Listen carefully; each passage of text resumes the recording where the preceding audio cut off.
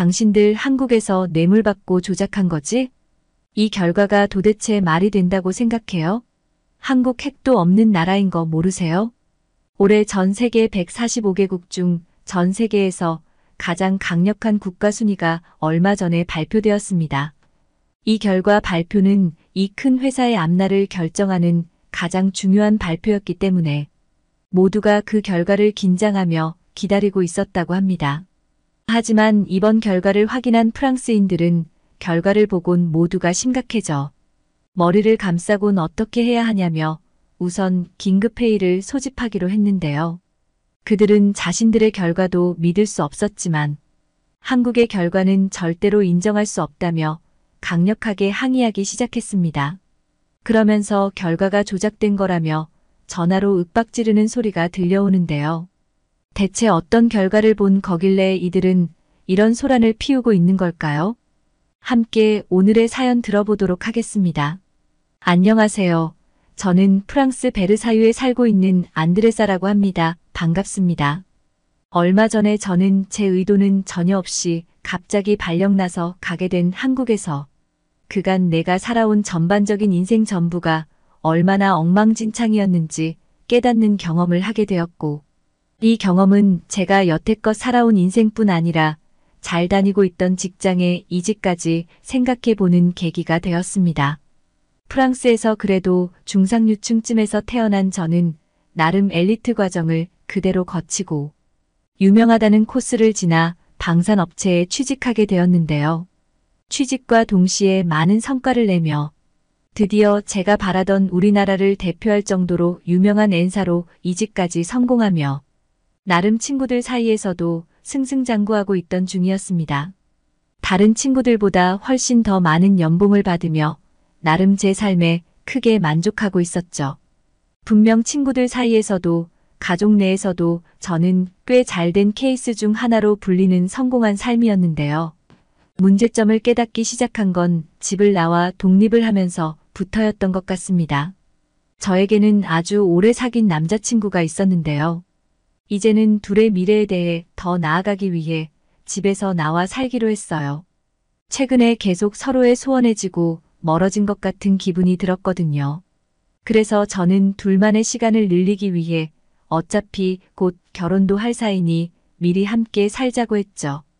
프랑스에서는 결혼 전에 동거를 하는 문제가 아주 자연스러운 일이라 양가 부모님도 모두 알고 있었고요. 같이 지내면서 나아질 거라 생각했지만 우리 사이는 어느새부터인가 보이지 않는 벽 같은 게 있는 것 같은 느낌이 들었어요. 그리고 워낙 각자 일이 바빠 함께 사는 동안 우리 얼굴도 거의 보지 못하고 지냈죠.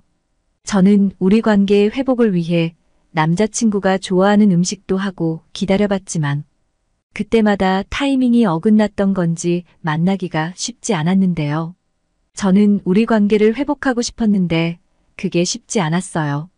마음이 많이 안 좋았지만 그래도 일이 바빠서 괜찮았어요. 이직을 한 지 얼마 되지 않아서 제 능력치를 보여줘야 살아남을 수 있었어요. 워낙 들어오기 힘든 자리라 지켜야 했죠. 저의 꿈의 회사라고 생각했던 이 회사를 다니면서 동시에 독립까지 하게 된 지 얼마 지나지 않아 현실을 깨닫게 되었어요. 왜냐하면 제 월급이 그래도 제 친구들에 비해 높은 편인데 집세와 세금, 카드가, 식비 등 생활비를 지출하고 나면 그야말로 남는 돈이 단 한 푼도 없었거든요. 저는 이 나이대쯤 되면 어느 정도 저를 위한 마사지나 피부 마사지 혹은 체형 교정이나 건강을 위한 운동도 당연히 할 수 있을 거라 생각했어요. 그리고 1년에 한 번쯤은 원하는 국가로 여행도 갈 수 있을 정도의 여유도 생길 거라 생각했습니다. 적은 금액이지만 저를 위한 적금도 들 수 있을지 모른다 기대했고요. 하지만 현실은 그와 달라도 너무 달랐어요. 부모님 품을 벗어나 사는 일은 가시밭길이었거든요. 처음이야 이사하느라 돈이 많이 들어서 카드값도 많이 나오고 그래서 어려운 거라 생각을 했어요.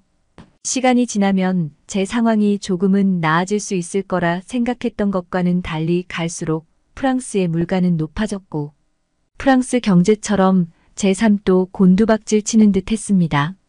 프랑스의 집세는 악명 높을 정도로 비싸거든요. 꽤 좋은 집도 아니었는데 좁지만 그래도 직장에서 최대한 가까운 곳으로 구했죠. 그리고 프랑스의 세금은 소득세 제도에 따라 결정되는데 진보적인 소득세율이라 소득이 높아지면 세율도 어마어마하게 높아지는 구조를 가지고 있어요. 게다가 물가 상승을 하면서 세금도 높아져서 이전보다 5%나 오른 세금을 내야 해요. 프랑스에서는 사회보험이 가장 높은 수준으로 부과되는데 이 중에는 건강보험, 노후연금, 실업보험 같은 것들이 포함되어 있어요. 이것 말고도 자동차 등록세나 술과 담배에 대한 특별세 같은 것도 있죠.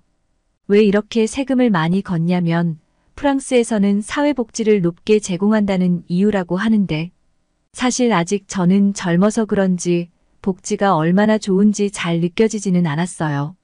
나이가 들수록 느낄 수 있다고 하는데 솔직히 제가 몇 살까지 건강하게 살 수 있을지 모르는데 젊은 날들에 이 많은 세금들을 납부하는 게 억울하게 느껴질 때도 있어요.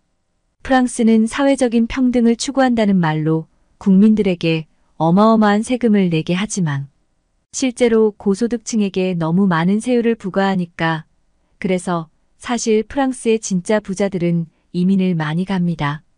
그 정도의 부자들이 빠진 세금에 대한 부담은 누가 질 것 같으신지 이제 좀 감이 오시죠? 저의 속사정은 전혀 고려되지 않은 이런 생활이 계속됐어요.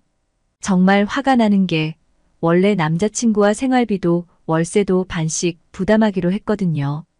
그런데 남자친구가 핑계를 대며 차일피일 미루는 거 아니겠어요? 그러다 새로운 집에서 2달 정도가 됐을 때 큰 사건이 발생하고 말았습니다. 그날은 제가 야근을 하고 돌아와 집에 오니 좀 늦어졌어요.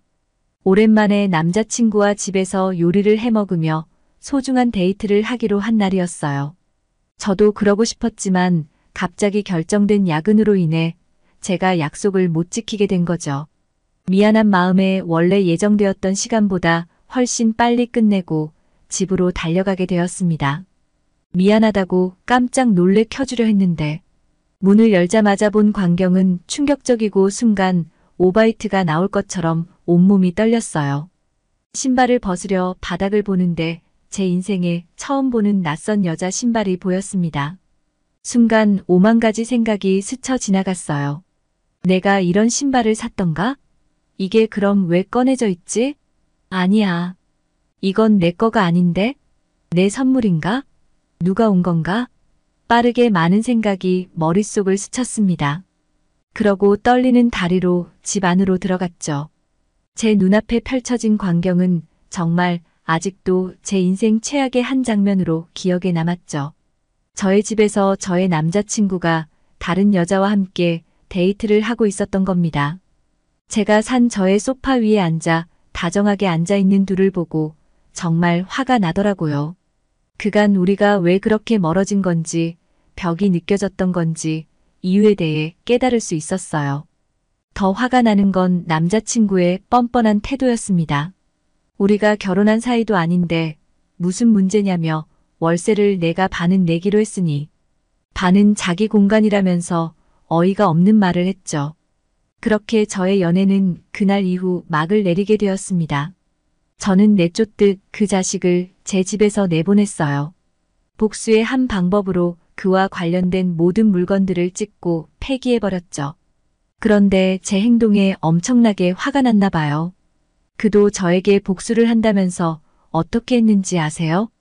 제 카드 한 장이 깜빡하고 그 남자친구에게 있었는데 그 카드로 자기 새로 이사갈 집에 가전제품들을 샀더라고요. 작은 것들을 사도 화가 나고 황당한 일인데 그 금액을 결제하다니요. 무려 가전제품을 말이죠. 저는 순식간에 갚을 돈이 눈덩이처럼 불어나 버렸습니다. 경찰에 가서 이야기하고 신고를 했더니 이건 두 사람의 개인적인 일로 발생한 감정적인 문제 아니냐. 어떻게 할 수 없다는 말만 했습니다. 소송을 할 수 있는데 그럼 시간도 돈도 많이 들 거라며 원하시면 그 방법이라도 하라는 말만 하더군요. 그 이야기를 듣고 나오는 경찰서 앞에서 분노가 치밀어 올랐습니다. 제가 할 수 있는 거라고는 그 카드를 취소해서 다시는 쓰지 못하게 하는 거였고, 혹시 몰라 전화번호와 제가 가지고 있던 카드도 싹 다 새로 발급받아 버렸습니다. 사귈 때는 그렇게 서로 좋아하고 아꼈던 사이였는데 헤어지고 나니 남보다 못한 사이가 되다는 게 참 허무하더라고요. 하지만 우리나라에서는 워낙 결혼을 하지 않고 동거만 하는 쪽들이 많기 때문에 어디서도 자주 보는 그런 일이었고, 실제로 살면서 아이도 낳고 살았다 하더라도 바람 피우는 경우가 많아서 법적으로도 어떤 인정이나 피해 보상을 받을 수 없습니다. 그냥 당하는 사람만 억울한 일이죠. 저는 그 어마무시한 카드 값이나 갚아야 했어요. 부모님께 이야기하면 당연히 갚아주셨을 분들이지만 첫 독립부터 이런 일을 당했다고 부모님에게 어떻게 이야기할 수 있겠어요. 조금 시간이 걸리겠지만 제 선에서 아직 갚을 수 있는 정도라 제가 그냥 더 아끼면서 많은 부분을 갚으려고 했어요. 안 그래도 턱없이 부족한 타이트한 월급과 제 생활은 나아지질 않았어요. 눈치도 없는 물가는 계속해서 상승하고 제가 상상하던 독립한 싱글 라이프와 참 많이 다르더라고요. 속이 말이 아니었죠. 엎친 데 덮친 격으로 회사까지 예전보다 사정이 안 좋아졌습니다. 거의 경제 상황이 최악으로 치달으고 기업들에서 직원들의 임금을 올려주는 것에 대해 불가능한 수준까지 갔거든요. 회사 측에서는 싫으면 나가라는 태도였어요. 왜냐면 저 말고 제 자리의 대체자는 언제든 구할 수 있다는 듯 했으니까요. 그래서 저는 그 자리를 지키기 위해 더 악착같이 다녔죠. 문제는 우리나라가 한국에 밀렸다는 소식을 들었던 회의 날이었습니다. 다 같이 회의를 하기로 한 날, 우리 같은 방위 산업을 하는 회사가 가장 집중해서 보는 결과 발표가 나온 날이었어요. 세계 군사력 순위는 세계 군사력 평가 기관인 글로벌 파이어 파워라고 해서 GFP라고 불리는 곳에서 결과를 도출해냅니다. 세계의 군사력 순위는 정기적으로 업데이트되고 이건 각 국가의 군사력 변화에 따라 조금씩 변동될 수 있는데요. 이건 국제사회에서 한 나라의 군사적 위상을 평가하는 중요한 지표가 된다고 생각하시면 쉬워요. 군사력 순위는 다양한 지표를 사용해 산출되는데 어떤 것들이 고려되냐면 병력의 수, 재정적인 안정성, 지리적 위치나 가용 가능한 자원, 군사, 예산, 군대 인력, 전투 능력 정도 같은 게 포함되고 군사력만으로 나라의 세계적인 영향력이나 안보를 완전히 결정될 수 없기 때문에 그 외에도 경제력이나 외교 전략 같은 국제 협력 같은 다양한 요소들의 영향을 미칠 수 있어요. 한 60개 정도의 개별 요소를 고려해서 총 145개국을 평가하죠. 여기서 우리가 충격을 받은 이유는 이번 결과에서 우리나라가 무려 10위권 밖으로 밀려 떨어져 버린 결과를 확인하게 되었기 때문이었습니다. 이건 정말 경악할 만한 긴급한 일이었습니다. 세계 군사력 순위는 복잡하고 논쟁이 많은 주제일 수밖에 없어요. 세계 정치와 안보에서 중요한 요소로 남아있죠. 국가들이 군사력을 평가하는 건 우리가 국가들 간의 갈등과 협력의 잠재력을 더 잘 이해할 수 있게 해요. 군사력 순위는 국가들의 군사적인 능력과 리소스, 무기 장비, 인력 등을 정량화해서 비교하고 순위를 매길 수 있게 하죠. 이를 통해서 세계 각 국가의 군사적 우위를 점할 수 있고 약점도 파악할 수 있기 때문에 정말 중요합니다. 그런데 그런 곳에서 프랑스가 10위권 밖으로 밀렸다는 건 도저히 믿고 싶지 않은 결과였습니다. 한 번도 프랑스가 강하지 않다는 생각을 해본 적도 없었고 프랑스의 경제도 세계에서 가장 강력한 국가 중 하나라고 생각했어요. 아마 프랑스 사람은 분명히 그렇게 생각할 거예요. 그리고 군사력은 세계 군사력에서도 항상 높은 순위를 차지하고 있는 나라임이 분명했어요. 병력도 20만이 넘고 290기의 핵무기까지 보유하고 있죠. 그런 우리가 방위 산업으로 강국인 건 너무도 당연한 일이라고 생각했어요. 프랑스는 역사적으로 강대국이었다는 자부심이 저에게도 있었으니까요. 세계 최고의 무기 수출국 중 하나인 우리나라에게, 특히 우리 회사에게는 충격적인 결과 발표였습니다. 그리고 US 뉴스에서 뽑은 2024년 세계에서 가장 강력한 10대 국가에서도 우리는 거의 간신히 턱걸이를 하고 말았어요. 이것은 리더십, 경제적인 영향력, 정치적인 영향력, 국제동맹, 군대 등이 요소가 되는데요. 여기서 우리가 밀렸다는 게 도저히 믿을 수가 없었습니다. 그것뿐이면 말을 안 하죠. 2023년에 국방부문에 최고 성과를 낸 나라에서 브라질, 폴란드, 일본, 호주, 한국만이 랭크되었다는 걸 확인한 순간 이건 정말 큰일이 생겼구나 싶었어요.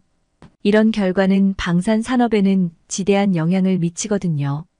우리 회의에서 가장 화두가 됐던 건 바로 한국은 무려 145개국 중에 5위를 차지하고 우리처럼 강대국이 10위권 밖으로 밀렸다는 소식에 절망하는 이야기뿐이었어요. 다른 나라야 그럴 수 있다고 치지만 핵도 없고 하물며 그렇게 조그만 나라에서 말이 되는 일이냐며 이건 분명 결과에 문제가 있다는 의견이 나왔죠. 한국 방위산업업체에서 뇌물이나 수상한 행동으로 결과를 조작한 거 일거라는 말도 나왔어요. 도저히 납득할 수 없는 일이었으니까요. 우리는 핵도 보유하고 있고 전 세계에서 우리나라만큼 관광객도 많고 많은 사람들이 오고 싶어하는 나라도 없을 텐데 이런 우리나라보다 군사력, 국방력, 성장력까지 한국에 한참 밀려있다는 사실을 인정할 수도 납득할 수도 없었어요.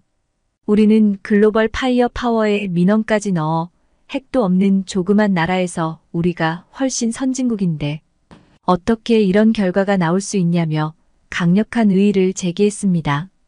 그러나 돌아오는 결과는 다시 확인해봐도 한국이 프랑스보다 훨씬 강력하다는 결과가 맞다는 답변뿐이었습니다. 방위산업은 우리 회사에 다니는 우리뿐만 아니라 프랑스라는 전체 나라의 경제 상황에 지대한 영향을 끼치는 분야이기 때문에 이것은 단순히 우리들만의 문제가 아니거든요. 정말 긴급 상황에 돌입해 우리는 매일매일 대처 회의를 해야 했습니다. 수출 문제에서 밀리게 되면 큰일 나는데 어떻게 해서든지 리스크를 막을 대안을 찾아야 했어요. 마침 한국 방산업체에서 개최되는 방산 행사가 진행된다는 소식이 있었고 원래 같았으면 제가 간다고 하지 않았을 텐데 출장을 가게 되면 기본 월급보다 더 받을 수 있었습니다. 게다가 거기서 일이 잘 이뤄져 협상을 잘하게 되면 인센티브까지도 두둑하게 받을 수 있기 때문에 지금 당장 제 상황에 딱 필요한 일이었습니다. 저는 회사에 제가 간다고 지원을 했는데 저 말고도 지원한 사람들이 꽤 많은 거예요. 저는 솔직히 한국을 가기 위해 그렇게 많은 직원들이 지원하는 거라고는 상상하지 못해서 좀 놀랐어요. 그들은 회사 내에서도 지독하게 K-팝을 사랑하기로 유명한 직원들이었기 때문에 아니 국방력을 높이고 기술에 대한 발전을 위해 신청을 해야지. 겨우 그런 팬심 때문에 일과 관계없이 사적인 마음으로 지원하는 그들이 이해가 안 갔어요. 지원자들 중에서 저만 처음으로 한국에 방문하기로 지원했기 때문에 한국으로 가는 기회는 저에게 주어지게 되었습니다. 뭐 제 마음이 원해서 가는 건 아니고 사정 때문에 어쩔 수 없이 떠나는 거기는 하지만 그래도 계속해서 골치 아픈 문제가 발생하는 곳에서 잠시나마 떠나 있을 수 있다는 생각에 다행이다 싶기도 했어요. 출장 가 있는 동안 생활비나 식비도 회사 카드로 다 지원이 되기 때문에 이번 일까지 잘 해내서 제 고민들을 다 털어버리고 싶은 마음이 가득했죠. 그렇게 저는 한국행 비행기에 오르게 되었습니다. 한국으로 가는 길은 생각보다 더 멀었어요. 한국에 가볼 거라고는 상상해 본 적도 없었기 때문에 한국에 대한 정보는 전혀 없었어요. 그래서 벼락치기 하듯 찾은 자료와 책을 구매해 읽기 시작했죠.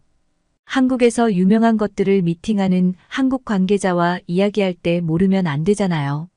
그래서 한 며칠 전부터 한국에 대한 것들을 무슨 학교 시험 공부하듯이 했는데요. 알면 알수록 말도 안 되는 것들이 가능한 나라여서 한국이 리뷰들을 조작하는 건지 정말 한국이 이 정도로 살기 좋은 나라인 건지 제 눈으로 확인해보고 싶은 마음이 강해졌습니다. 드디어 한국 공항으로 도착한 저는 제가 그간 봐왔던 한국에 대한 사실들이 맞을지도 모른다는 생각에 휩싸였습니다. 아니 무슨 공항이 지어진 지 며칠 되지도 않을 것처럼 새 것 같은 수준일 수 있는지 경악스러웠죠. 아시다시피 프랑스는 해외 관광객이 가장 많은 나라잖아요. 그래서 우리나라 공항을 이용하는 사람들이 상당히 많은데 공항이 자랑스럽다고 생각해 본 적이 없었거든요. 그런데 한국 공항은 저를 기죽이는 듯 청결, 쾌적함, 시설, 기술, 디자인, 예술, 서비스, 스피드 면에서 모든 것이 완벽했습니다. 믿을 수가 없었어요. 저는 공항이기 때문에 가장 처음에 보일 이미지를 좋게 하려고 이렇게 지어졌을 거라 생각했는데요. 곧 지하철을 타고 다니면서 한국은 모든 공공, 대중교통 시설이 이렇게 쾌적하게 유지되고 있다는 사실을 깨달을 수 있게 되었습니다. 프랑스에서 지하철 타보신 분은 아시겠지만 불편하고 연착되는 건 둘째치고 통신도 안 터지고 말할 수 없는 그런 냄새와 공기가 있어서 참기가 어렵거든요. 그래서 저도 이번에 혼자 나와 살 때 회사에 걸어 다닐 수 있는 위치로 잡은 가장 큰 이유가 대중교통의 문제 때문이었거든요. 그런데 한국의 대중교통을 보니 여기선 정말 잠도 잘 수 있겠다 싶을 정도로 반짝였어요.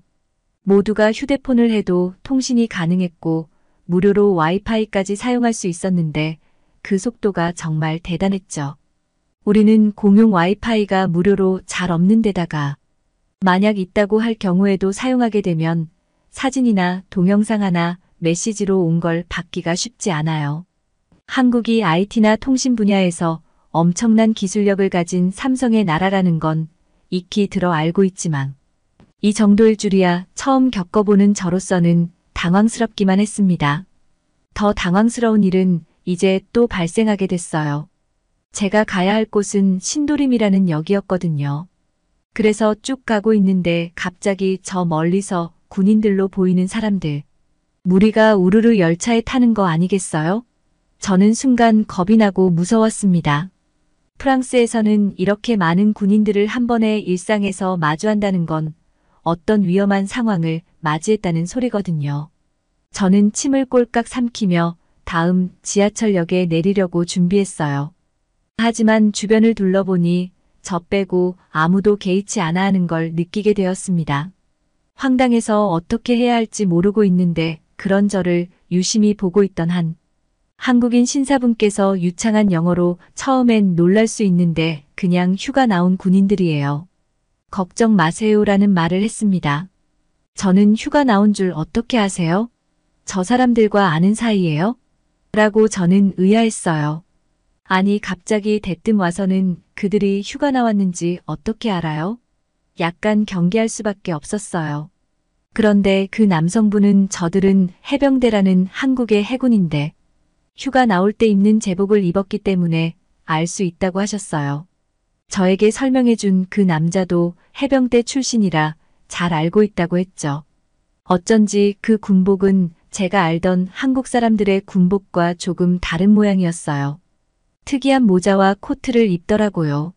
공군과 해군은 근무복과 코트를, 해병대는 정복과 코트를 추가로 지급받아 휴가 때 그렇게 입고 나가기 때문에 아는 사람들은 그걸 알아볼 수 있다고 했어요. 그리고 한국에서는 많은 군인들을 일상생활에서 보는 건 익숙한 일이라 별일이 아니라는 말을 해주었죠. 미 의장대도 비슷한 옷을 입고 프랑스에서도 군복이 있긴 하지만 한국 해병대의 군복은 굉장히 남성적이면서도 특히 빨간 명찰이 상당히 강렬하게 기억에 남았어요. 그 신사분 덕에 흥미로운 사실을 알게 해주어 감사하다고 했죠. 그분은 한국 해군력은 세계 최고라며 저에게 말을 하셨어요. 아니 제가 방산 전문가인데 그것도 모를까 봐요. 그런데 저 병력들은 병사라고 말했어요. 병사가 저렇게 멋있을 수 있는 건가요? 저는 해병대 군인들의 모습에 솔직히 좀 넋을 잃었어요. 한국 사람들은 키가 작고 마르고 왜소할 거라고 생각했는데 제가 봤던 프랑스 남자들보다 훨씬 건장하고 다부진 체형을 가지고 있었거든요. 신도림역까지 가는 방향이 맞아 그 남성분과 한국의 군대에 대해 더 들을 수 있었는데요. 그분은 제가 방산업체 관련 사람인 줄 모르고 솔직한 한국의 군 이야기를 해줄 수 있을 거라 기대했기 때문에 저는 그 대화가 무척이나 즐겁게 느껴졌어요. 그분과 이야기하던 것 중에 인상적이었던 건 한국 남성의 80% 이상이 군대 경험이 있기 때문에 유사시에 바로 전선으로 투입도 가능하다고 했죠. 또 전역을 하고 나서도 끝이 아니라 예비군 훈련이라고 해서 계속해서 국방력을 소홀하게 하지 않고 그래서 예비군만 하더라도 300만이 넘고 최소 50대까지 남성들까지 하면 1000만 명이 기본으로 넘어간다고 할 수 있었어요. 대한민국의 인구의 5분의 1이 유사시 대응할 수 있는 능력을 가진 사람들이라고 생각하니까 어벤져스처럼 느껴졌어요. 간혹 저도 그랬지만 북한과 한국의 사이에서 한국을 걱정하기도 하는 사람들이 있었는데 그럴 필요가 전혀 없었다는 생각이 들었어요. 하긴 한국은 국방력이 세계 5위로 우리나라도 앞서버렸는데 반해 북한은 34위에서 오히려 36위로 내려갔으니 걱정할 필요가 없는 문제죠. 저는 이 남성과의 대화를 통해 잘 알 수 없었던 한국의 군대가 몇 년을 가는지, 징병제와 모병제의 차이가 무엇인지까지 자세히 설명해 주셨습니다. 그는 해병대에서 오래 근무하다가 지금은 다른 일을 위해 나왔다고 했어요. 어쩐지 일반인이 이렇게 잘 알 리가 없는데 너무 상세하게 알고 있어서 이상하다 싶었는데 그런 이유가 있었더라고요. 그와의 대화를 통해 왜 한국이 핵도 없는데 왜 그렇게 막강한 국가 안보 위력을 가졌는지 알 것 같았습니다. 드디어 신도림역에서 내려 오늘 만나기로 한 한국 방산 업체 관계자와 인사를 나누고 간단한 미팅을 했습니다. 이곳은 한국에서도 아주 유명한 곳이라서 미팅 잡기도 쉽지가 않았거든요. 한국에서 아주 유명한 방산 업체였어요. 작년에 한국 실적이 얼마나 높은지 우리 회사에서도 잘 알고 있었기 때문에 기술력에 대해 서로 교류하면서 어떤 분야의 영업이익이 가장 높았는지 논의할 수 있었어요. 간단한 미팅을 마치고 영등포역에 위치한 호텔에서 하루 묵기로 했습니다. 다음 날 열리는 행사에 참석해야 했거든요. 당일날은 워낙 피곤해서 그런지 검토할 서류들을 보면서 잠이 들고 말았습니다. 앞으로 몇 번의 미팅도 더 참석해야 하는데 체력을 비축하기 위해 일찍 잠에 들었죠. 다음 날 강남까지 가야 했는데 저는 지하철을 탔던 기억이 워낙 좋아서 지하철을 이용하기로 했습니다. 한국의 지하철은 탈 때마다 놀라웠어요. 어떻게 그렇게 모든 공간이 완벽할 수 있는 거죠? 특히 한국의 공공 화장실 때문에 놀라웠어요. 한국에 있으면서 카페와 이동하며 들렸던 화장실 모든 곳이 무료라는 점도 저에겐 특별한 경험이었고 누구나 이용할 수 있는 공간이 그토록 깨끗하게 유지될 수 있다는 점에 더 놀랐던 겁니다.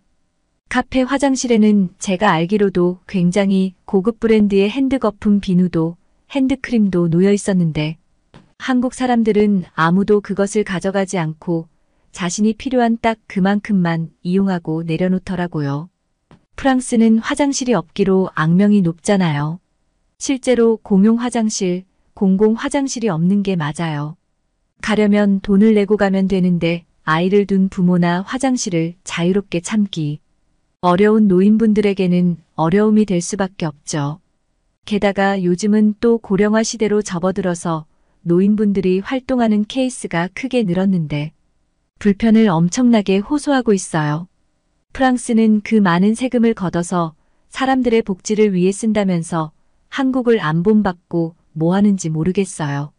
새로 시공하고 공사하려면 많은 비용이 들어서 그런다는 걸 알고 있지만 그만큼 프랑스인들이 세금을 많이 걷거든요. 그런데 사람들을 위해 쓰여져야 할 세금이 진정으로 필요한 기본적인 것들조차도 해결해주지 못한다는 생각에 처음으로 사실은 우리나라가 많이 뒤처져 있다는 깨달음을 느끼게 됐던 것 같습니다. 프랑스를 단 한 번도 벗어나 본 적 없는 프랑스 사람들은 무조건 프랑스인들이 가장 선진국이고 강대국이라는 생각을 했을 거예요. 우물안개구리 같았던 제 과거가 좀 부끄럽게 느껴지더라고요. 한국이 이 정도의 기술력과 시민력 수준을 가졌는지 정말 잘 알지 못했던 거죠. 제가 한국에 대해 공부하고 왔던 사실이 진짜였다는 걸 느끼게 된 순간이었어요. 그뿐 아니라 한국 사람들은 줄도 잘 서고 양보도 잘하는 게 신기했어요. 분명히 모두 다 스마트폰을 보고 있었는데 어떻게 사고 하나 나지 않고 이런 질서를 유지하는 건지. 이런 것은 단기간에 이뤄진 것이 아니라 한국 사람들이 가지고 있는 민족성이 아닐까 싶었습니다. 각자 나라마다 가지고 있는 민족성이 있잖아요. 프랑스는 자유롭고 개개인을 중시해주는 독립적인 민족성이 있는데 반해 한국 사람들은 나보다는 타인을 우리를 그리고 더 많은 사람을 생각하는 게 외국인인 제 눈에도 단박에 보이더군요. 예를 들어서 노약자, 석과 장애인, 임산부들을 위한 좌석을 분명히 아무도 없어서 앉아도 되는데 앉지 않고 비워둔다던가, 힘들어 보이는 사람이 있거나 무거운 걸 든 노인들이 있으면 서슴없이 다가가 도움의 손길을 내미는 것은 보이지 않는 한국이 가진 강력한 힘이라는 생각이 들었어요. 이 부분에서 정말 크게 감명받은 거예요. 강남에 도착해 밖으로 나가보고서는 더 놀랐어요. 한국은 정말 부자 나라였구나 라는 생각이 들더라고요. 오는 길에 노숙자나 수상한 거동이 상자는 한 명도 만나보지 못했어요. 한국 정부는 정말 많은 곳에 사람들을 위해 세금을 쓰고 있다는 걸 느낄 수 있었습니다. 모든 것이 잘 관리되고 있었으니까요. 프랑스는 지하철 바닥에 사람들이 버리고 가는 신문들이 얼마나 많은데요. 그런데 한국을 돌아다니면서 단 한 번도 그런 경험을 한 적이 없죠. 프랑스가 건축하면 가장 유명하고 멋진 도시라고 생각했는데 제가 본 한국 도시의 모습은 환상적이다라는 생각이 드는 그런 곳이었어요. 정말 아름답고 멋진 건축물들이 많았고 겉에서만 화려하고 멋진 것이 아니라 내부 역시 기가 막혔죠. 편리하고 깨끗했어요. 현대 사회에 필요한 게 이런 청결함 아닐까 싶었습니다. 국민들이 깨끗한 시설을 누릴 수 없다면 그건 바로 국민들의 건강과 직결되는 문제이기 때문에, 그럼 바로 국가의 위기로 변천하게 되기 때문이니까요. 단순히 깨끗하게 하는 것을 넘어 다른 고차원적인 다음 단계까지 생각하는 한국 사람들의 체계적인 방식이 인상적이게 느껴졌어요. 프랑스는 집값도 임금도 비싸기로 유명하죠. 그래서 꽤 좋은 시설을 누리려면 그만한 비용을 내야 합니다. 돈을 낸 만큼 누릴 수 있기 때문에 보통의 사람들에게는 그런 시설을 누리는 것이 꿈 같은 일이에요. 일상에서도 빈부격차를 느끼게 되는 건데요. 한국은 이런 훌륭한 모든 인프라를 모두가 공평하게 누릴 수 있게 해줬어요. 특히 외국인인 저도 무료로 와이파이를 이용한다던가 무료로 통역 서비스를 이용할 수 있었고, 한국인들과 똑같은 대중교통 요금을 낼 수 있었죠. 외국인과 내국인이 가격이 다른 곳들도 많거든요. 유모차를 가지고 가는 사람이 있으면 문을 열고 다 지나갈 때까지 기다려주고, 이건 누가 시켜서 할 수 있는 것들이 아니잖아요. 솔직히 많이 부러웠어요. 제가 아이를 낳고 살기 참 좋을 나라라는 생각이 들었거든요. 프랑스와 가장 달랐던 점은 소매치기 문제가 없다는 거였어요. 사람들은 값비싸 보이는 것들을 무신경하게 관리하더라고요. 하지만 아무도 그것에 대해 관심이 없었죠. 창피한 이야기지만 우리나라였으면 한눈 팔게 되면 제가 가진 중요하고 값비싼 것들은 없어질 확률이 높거든요. 드디어 도착한 강남에서 행사장에 참석을 하게 되었습니다. 내부에 들어가서 저는 더 충격적인 사실을 깨닫고 말았는데요. 왜냐하면 제가 알고 있던 국방력보다 훨씬 더 강력했기 때문이었어요. 우리가 받은 결과가 사실일 수밖에 없다는 걸 인정하지 않을 수 없었죠. 컨소시엄에서 저는 정말 충격적인 사실을 깨닫고 말았거든요.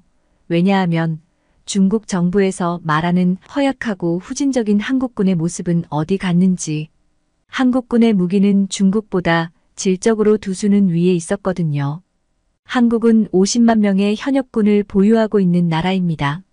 워낙 육군 규모 자체가 크기 때문에 기계화, 전력과 포병 전력은 세계에서 늘 5위 안에 꼽힐 정도로 강력하다는 걸 알고 있었죠.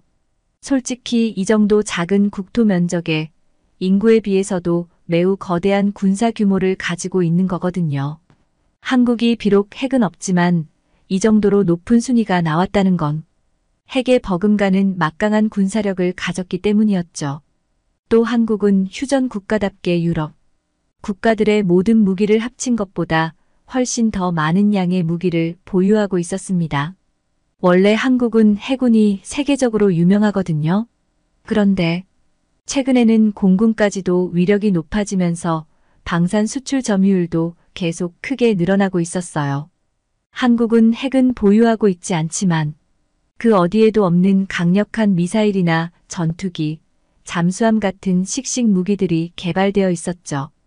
그래서 언제 발발할지 모르는 북한이라는 위협에서 국민들을 지킬 수 있어야 한다는 책임감과 그 대치를 하고 있어서 그런지 한국의 무기들은 결코 대충 만들어진 게 단 하나도 없었고 모든 것이 최첨단의 초고도 기술을 자랑하고 있었어요. 솔직히 한국이 계속해서 잘 나가고 있기 때문에 저는 이번에 와서 흠이 뭔지 참아내야 하는 것도 있었거든요. 그런데 한국은 마치 단단하게 지어져 절대 무너지지 않는 완벽한 요새 같았어요. 아무리 잘 지어진 건물도 몇십 년이 지나면 틈이 생기잖아요. 그런데 어떻게 아직도 틈 하나는커녕 더 단단해지는 걸까 싶었죠. 유럽 영국의 경우에 방산 상황이 아주 심각한데요. 영국군이 보유하고 있던 전차 900대는 모두 퇴역해서 현재 가용할 수 있는 전차는 200여 대뿐입니다. 해군력이 강하긴 하지만 한국 해군력이 이겨버렸고 영국에서 기댈 거라곤 압도적인 대잠수함일 겁니다.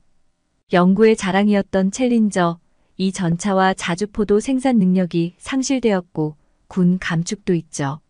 강력하던 나라가 시간이 가면서 이렇게 틈이 생기는 게 자연스러운 현상인데 한국은 전혀 아니라서 당황스러웠어요.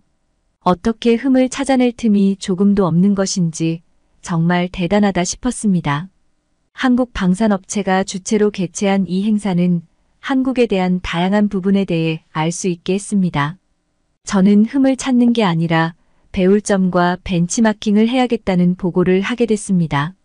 한국은 자체 개발 무기의 수준도 이미 우리나라를 뛰어넘고 있었습니다.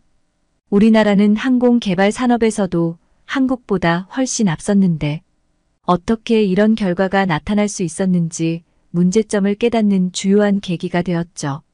한국은 이미 받아놓은 수주만 해도 2025년 때까지 거의 확정적으로 되어 있어서 우리 회사처럼 간절한 상황이 아니었어요. 며칠간 더 이어진 한국의 일정에서는 한국의 다양한 전문가와 관련 업체들을 만나 미팅을 하고 보고서를 써야 했어요. 그러면서 적극적으로 배우려는 우리 회사의 자세를 긍정적으로 생각해준 한 업체가 회사와 협력을 맺어 함께 개발하는 사업을 해보는 것도 어떨지 제안을 해주셨어요. 큰 영광이자 저에겐 아주 커다란 성과였습니다. 회사에서 드디어 인정받을 수 있는 큰 건을 해낼 수 있을 기회가 코앞으로 오게 된 거죠. 덕분에 많은 돈은 아니지만 포상금도 회사에서 받을 수 있었고 지겨운 전 남자친구가 남기고 간 빚도 이제 거의 다 갚아서 온전히 제 인생을 살 수 있는 날이 불과 얼마 남지 않았습니다.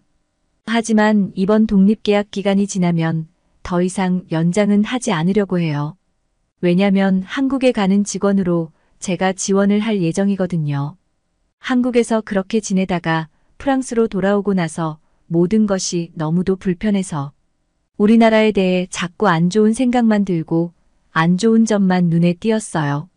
차라리 한국계로 이직을 해야 하나 생각도 하고 있었는데 한국 기업과 함께 일을 할 기회가 운명처럼 찾아오게 된 거죠.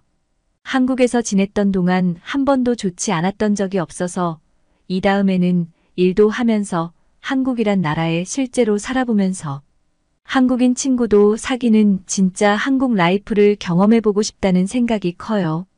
그리고 이건 비밀이긴 한데요. 저도 최근부터는 K-팝 팬이 되고 말았어요. 한국 남자들은 정말 너무 잘생긴 것 같아요.